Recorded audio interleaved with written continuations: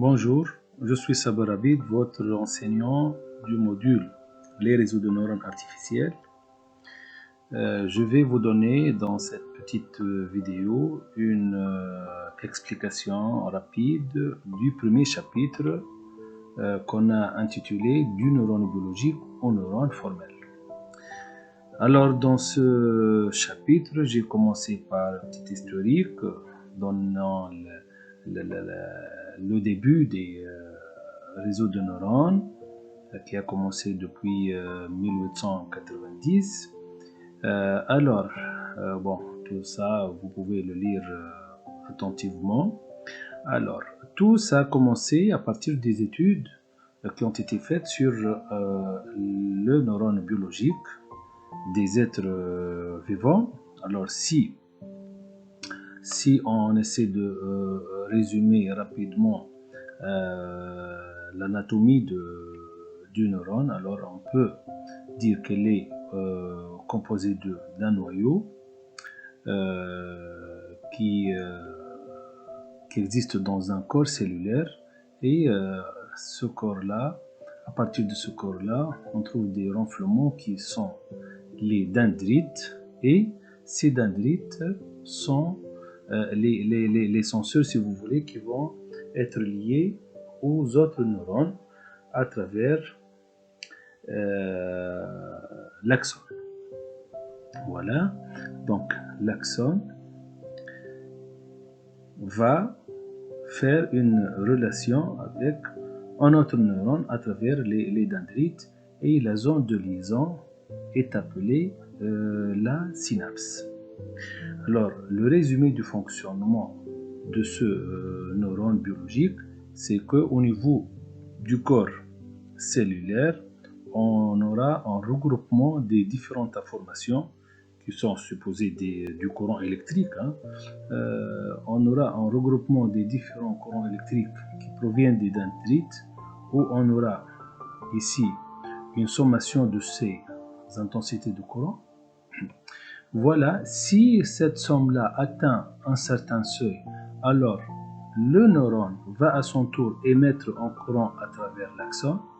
Si le courant, la somme des courants-là, n'atteint pas le seuil, alors l'axone ne va pas émettre du courant électrique, et on va dire que l'axone ou bien le neurone est inhibiteur. Voilà, donc c'est le fonctionnement simplifié du neurone, qui peut être résumé comme suit mathématiquement. Donc on a une sommation et différentes entrées vers cette sommation-là, et cette somme-là va passer à travers une fonction de seuillage, voilà, pour former la sortie du neurone, qui est l'axone, voilà, par analogie au neurone biologique. Ça, c'est le modèle le plus simplifié. Bon, vous pouvez lire attentivement ces explications-là. Donc, le neurone formel, c'est-à-dire le premier modèle du neurone qui a été proposé, voilà, n'est pas loin de ce qu'on vient de voir. Donc, il s'agit d'un sommateur ou un sommateur qui va sommer différentes entrées, et la somme, voilà, comme vous le voyez, va passer à travers une fonction f qui est originalement une fonction de saturation, comme on vient de le voir, ou bien en fonction de seuillage, mais par la suite, elle va devenir n'importe quelle fonction avec quelques caractéristiques qu'on va voir au fur et à mesure de l'avancement de ce cours. Pardon. Alors, une petite définition. Donc finalement, si on se donne une définition du neurone, un neurone est une fonction algébrique non linéaire, vu l'existence de la fonction f, paramétrique, qui contient des paramètres, et à valeur bornée, c'est-à-dire les sorties du neurone va être toujours bornée, comme nous allons le voir prochainement.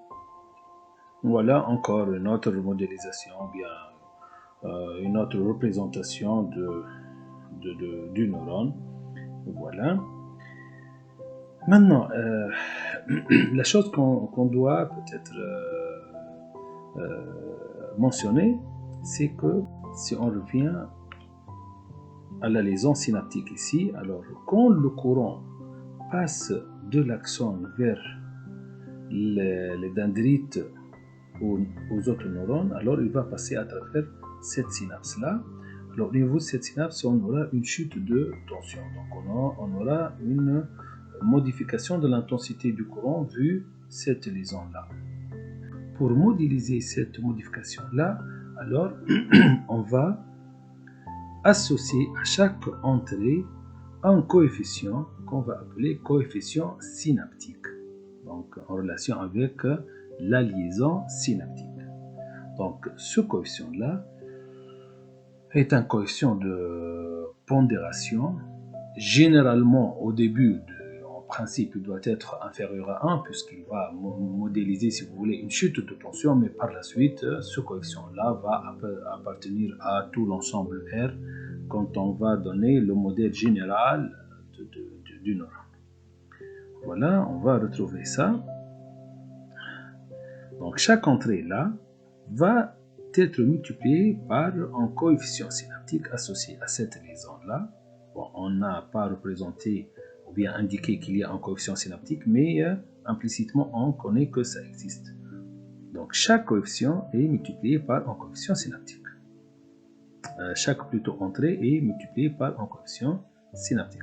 Pour cette raison, on dit que y est une fonction de quoi?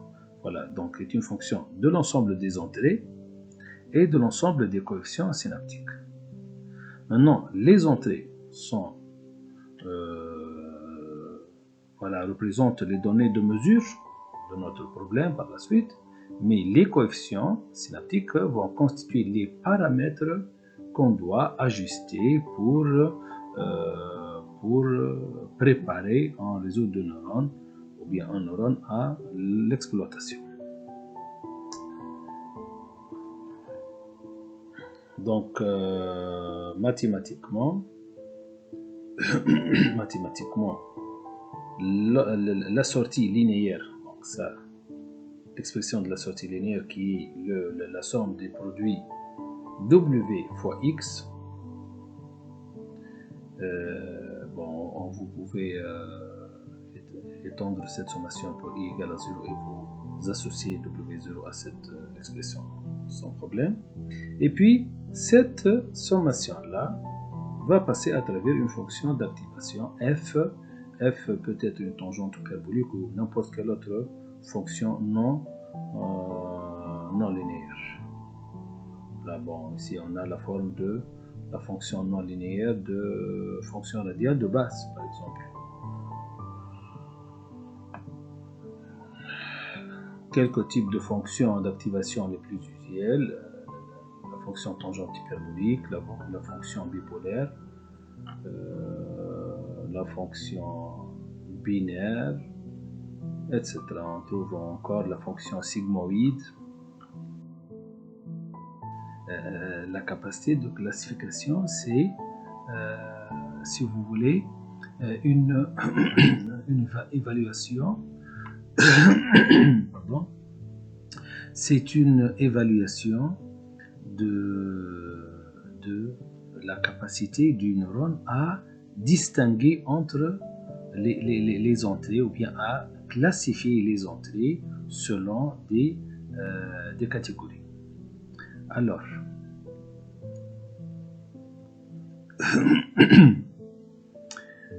je vais considérer ce problème-là. Je vais supposer qu'on a un tableau de mesure qui a deux entrées et une sortie. Donc, imaginez que vous avez un système qui possède deux entrées et une sortie, et on suppose que ces mesures-là sont les mesures qui ont été faites sur le système réel. Donc, à chaque entrée qui est formée par un vecteur de deux valeurs, on correspond une sortie. Alors, Le problème, c'est quoi? Le problème, c'est qu'on veut trouver un ensemble de coefficients synaptiques W0, W1, W2 qui permettent de réaliser le tableau de mesure qu'on vient de voir. C'est-à-dire, je dois chercher un seul ensemble de coefficients synaptiques tel que quand j'affecte aux entrées l'une des combinaisons dans le tableau de tout à l'heure, alors il va me donner la sortie Y. Donc, si on revient aux équations et en écrivant, je dois mentionner que en principe, dans le tableau, nous avons deux entrées, x1 et x2. Mais dans les neurones, on doit toujours ajouter une entrée qui possède, une entrée, c'est-à-dire voilà, avec un coefficient synaptique variable, mais qui possède une entrée qui est toujours fixe. Cette entrée-là, on l'appelle le biais. Donc, tout neurone doit avoir une entrée fixe, bon, sa valeur plus 1 ou bien plus 0,5 ou bien essentiellement une valeur non nulle, mais tout neurone doit avoir cette entrée-là qui va en réalité faciliter l'apprentissage et qui va résoudre beaucoup de problèmes quand l'apprentissage passe par des situations critiques. Peu importe. L'essentiel, c'est que, donc, si j'ai deux entrées x1 et x2, alors, indirectement, je dois ajouter une autre entrée. Bon, dans ce problème, voilà, on a supposé que cette entrée, elle est fixe, elle est toujours 1. Donc, ici, j'aurai toujours un 1, mais W0, le coefficient synaptique associé à cette entrée de biais, est bien sûr variable.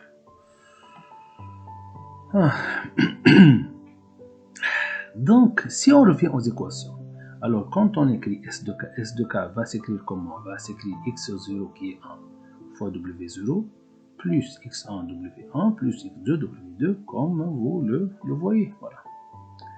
Maintenant, quand vous revenez au tableau, donc nous remarquons que on va différencier entre les vecteurs, bien les motifs qui ont des sorties moins 1 et les motifs qui ont des sorties plus 1. Les motifs, dans les terminologies de réseau de neurones, on dit motif, on dit pattern, on dit vecteur d'apprentissage, hein, tout ça, donc ça revient à la même chose. Donc, si on va classifier ces patterns-là selon deux classes, donc la séparation va se faire au niveau de quoi? La séparation va se faire au niveau de 0. Donc on va basculer de plus 1 à moins 1, donc selon le passage de SK par 0. Pour cela, on dit que la surface de séparation, c'est quand S, qui est la sortie linéaire là, est égal à 0. Donc si c'est égal à 0, alors on va pouvoir extraire cette coefficient de surface de séparation qui est en réalité une droite. Donc cette droite-là, qui constitue la surface de séparation, elle est paramétrée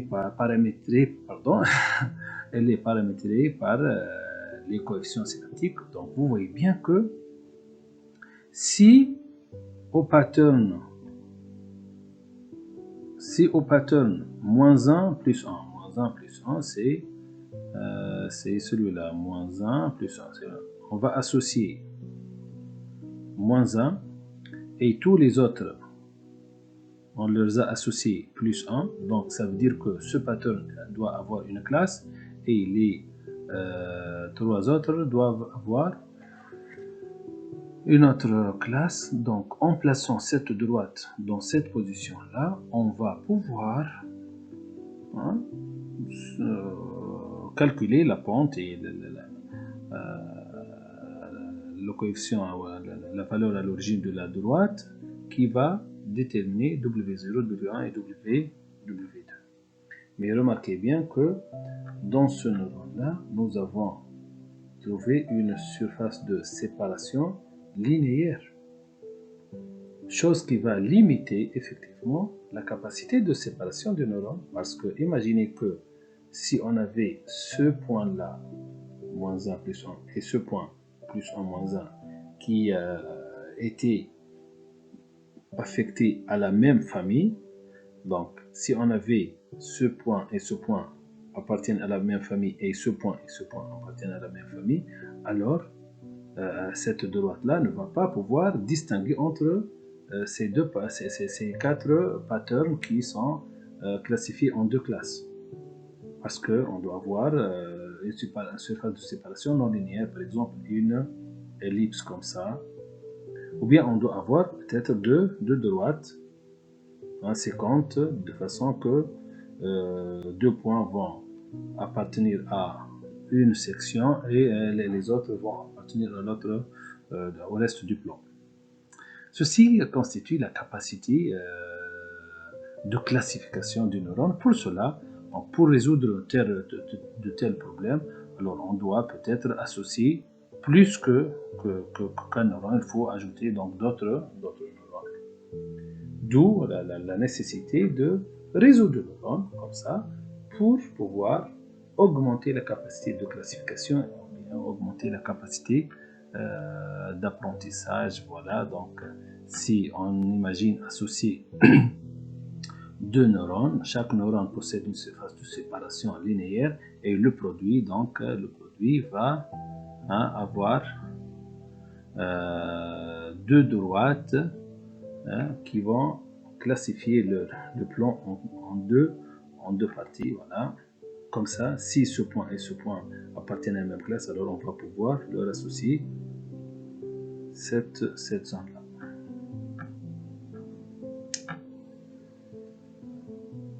Donc, vous voyez que dans ce problème simple, avec une petite construction graphique, on peut trouver les coefficients synaptiques W0, W1, W2 qui résolvent ce problème-là. Mais en réalité, en général, ce n'est pas toujours le cas. Donc, on doit proposer des lois d'adaptation, c'est-à-dire des lois de recherche des coefficients synaptiques. Voilà. Généralement, ces lois-là proviennent de la méthode de gradient à pas descendant. Pourquoi? Parce que, comme nous allons le voir prochainement, le problème de l'apprentissage se formulé comme étant un problème d'optimisation, et le problème d'optimisation sera résolu par les méthodes d'optimisation telles que les méthodes de gradient. Voilà, donc j'espère que cette explication était claire, et bien sûr vous pouvez m'envoyer toujours vos commentaires, vos suggestions sur la plateforme. Merci.